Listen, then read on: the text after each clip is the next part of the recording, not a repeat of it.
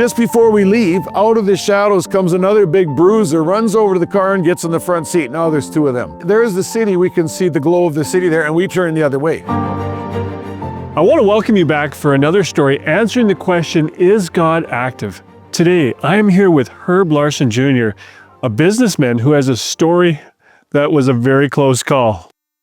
Yeah, a few years ago, I was asked to be on a Canadian trade delegation to South America. What they were trying to do with this trip is feature Canada's high tech. And since I have a company that does all sorts of high tech stuff, they said, would I come down there to feature what Canada can do to South America? So I said, yeah, of course I'd want to do that.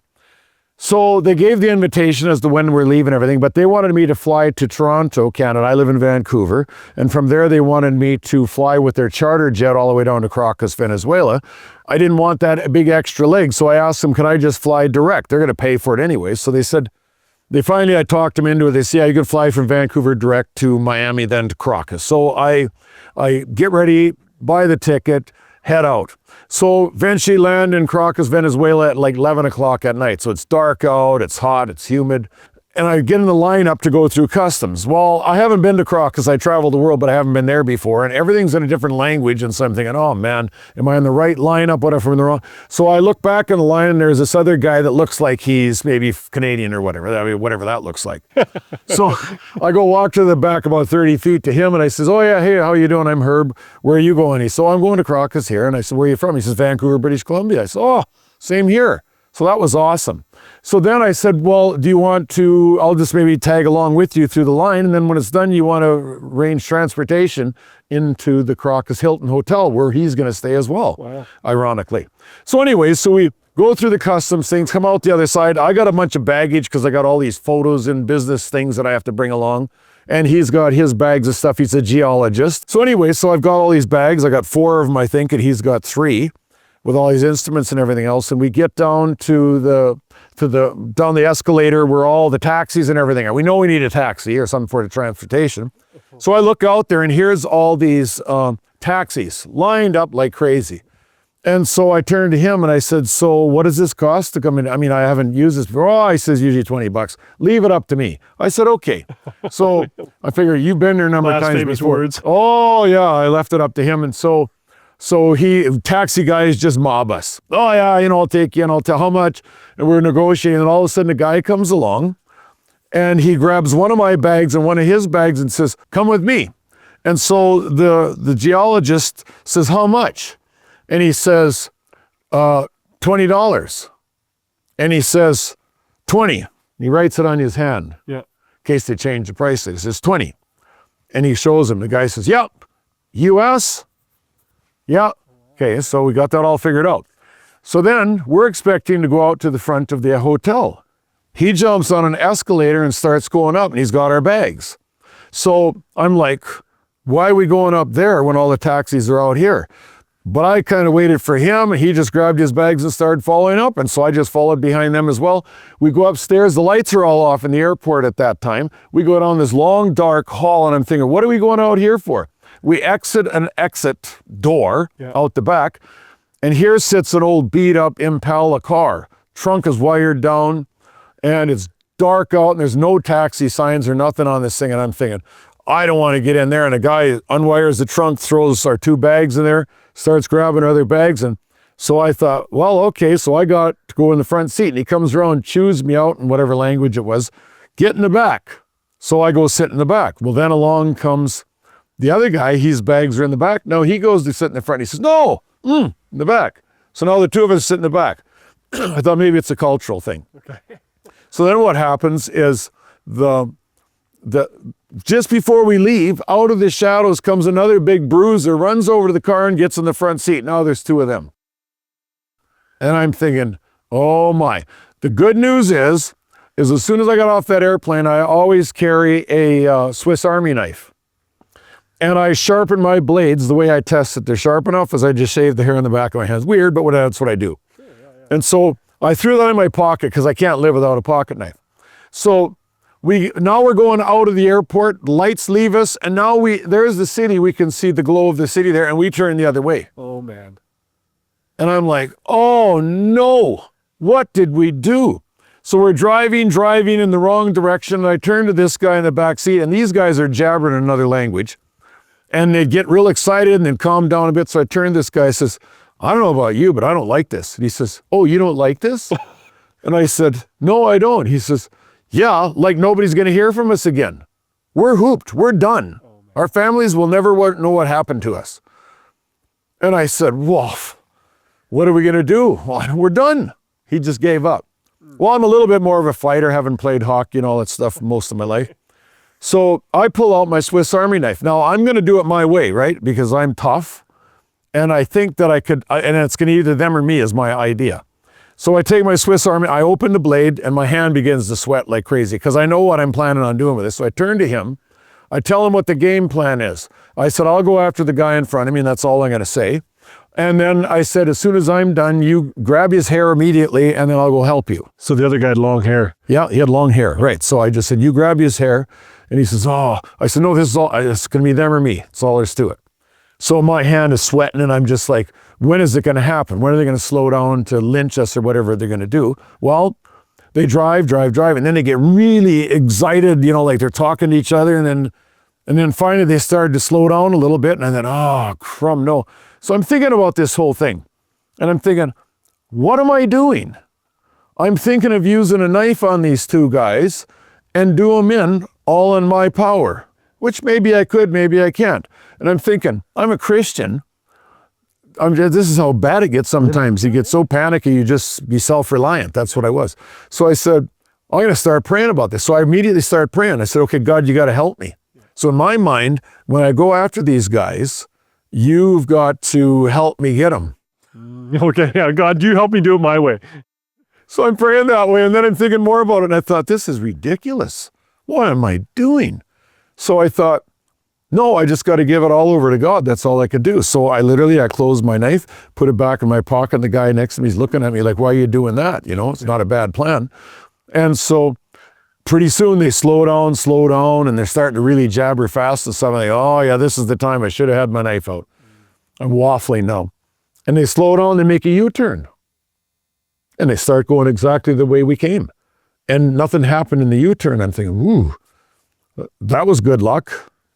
Yeah. So we had, and we're going in the general direction of where the skies lit up. Okay, back to civilization. The city, yeah. So we're heading that direction. It's great. We get on this highway. We start heading into town. And, oh, whoa, thank you, Jesus.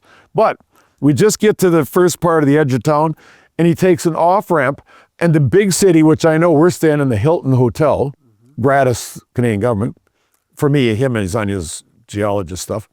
Anyway, so we pull off on an exit and down into an area of town where there's no lights. The windows are all broken out in these high-story buildings, and there's just thousands of people walking the streets. This is like midnight after midnight now. Wow. And so we get driving around there, and they're just jabbering like crazy, and there's everybody around. Every time we come to a stop sign, everybody's looking in on us. And I'm thinking, oh, I know what they're going to do now. They're going to go to warehouse, bump us off, take everything we have, our credit cards, get our numbers and everything else. And so anyways, we're driving, and I'm just praying earnestly, God, just protect us. Send angels. We need angels here really bad. And they just wandered around for, well, maybe 20 minutes, which is a long time when you think the next turn is you're going to be zipped. Man. So they turn around, finally, work their way back, get back up on the freeway. And I'm just hollering steady since we left the airport. Caracas, Hilton. Oh, so really? These guys, oh yeah, because I just thought maybe they don't understand. Yeah. Hilton. Yeah, Hilton. Oh, and they're getting mad, because I keep saying Hilton. And now we're going in town, I kept saying Hilton. Yeah. We go into town and we're getting right in the city, and so I come up with plan B. If they slow down now that they're on the freeway, I'm bailing out. Yeah. I don't care if I get road rash. Yeah. So I whispered to that guy, I said, well, I don't know about you, but when we slow down, I'm bailing. And he said, oh, that's a good idea. So we go down, and I see the Caracas Hilton building right in downtown, and we take an exit and go right to the Hilton. We pull in, and the guys jump out, and they're mad at us, and they're just jabbering like crazy, and they say $40, and this guy decides to argue now. And he says, no, $20. And he hands him 20. And the guy slaps his hand. He says, no, 40. He says 20. And the concierge comes over and thinks, what are these guys doing in a car like that? This is criminals. So he said, pay him and let him get out of here. Get him out of here. The concierge comes over. Really? And this guy says, no, here's the 20. And he walks away. And then they tried to grab our luggage. And the concierge gets in between our luggage and them. And they finally realize, okay, this is getting kind of a spectacle. They leave. Okay, so that's amazing. Now, I'm talking to the guy a little bit before I go to rooms. It's late. We want to go to sleep. The next morning, the first thing I have to do is go for a cultural debriefing by the Canadian government. They bring in specialists to teach us how to act in, in South America. Would have been good to have that maybe before. Well, that's why I was supposed to go to Toronto first. Anyway, so what happens is I tell the other guy, so why don't you come to this debriefing? You might learn something, even though you've been here a lot. And he says, yeah, but I'm not part of the, the governmental thing. And so I said, well, let me talk to him. So I went around, found out one of the leaders' names, I got his phone number, he's probably already in bed, but I phoned him. I says, can we invite this guy along in the morning? He said, oh yeah, whatever, sure, no problem. So next morning, I ring this other guy's number. We go down to where the big boardroom is, where we're gonna have this debriefing of all of us. And guy gets up front. First thing he says, the first thing we're going to address here is transportation. He says, there is only one taxi you're going to get into in this city, and it's got a governmental plate. You don't get into any other taxis that don't have that, because they won't find you again. And he says, so here's the numbers, and this is what you're going to be looking for. And if it's not there, do not get in it, because nobody will ever see you again. And we're like, we never even got into a taxi. We got into a complete piece of junk, not even a taxi, with two guys in it. So I knew exactly, right then and there, that God provided angels. I don't know what they're like. In the back seat with us, I don't have a clue. It doesn't matter. God worked a miracle there. But what's really interesting about that is I thought about it a lot since, and I realized my first reaction was self-reliance. Then I moved from self-reliance to God's help in my reliance. And then, crazy enough, that late in the game, I say, it's all yours, God. And only when I said it's all yours, God, I put the knife away. I still had the plan of maybe bailing out on the road, but outside of that, that was it. And God responded to the fact that he wants our full dependence on him, not partial. He doesn't want to do us our way, like the old song, I did it my way. That's not what he's after. He said, you just rely on me completely. And I learned a huge lesson from that, and I'm glad I'm alive today, because I wouldn't have been otherwise. Well, we're glad you're alive today, too. Oh, thank you very much, Luke. Wow. There's a text in the Bible, and it comes out of John chapter 15 verse 5, and it says, yes, I am the vine, you are the branches. Those who remain in me and I in them will produce much fruit. Now here's a clincher. For apart from me, you can do nothing. And as we heard this story, as Herb's told us a story of getting in this wild taxi drive and going around the city in the dark and away from where they wanted to be. And all the way along, it's like, how can I do this? What can we do? And God's given us a brain. I'm not saying throw your brain at the door. But the biggest thing that he tells over and over in this book is he says, stop relying on you and start relying on me. I don't need your help looking after you.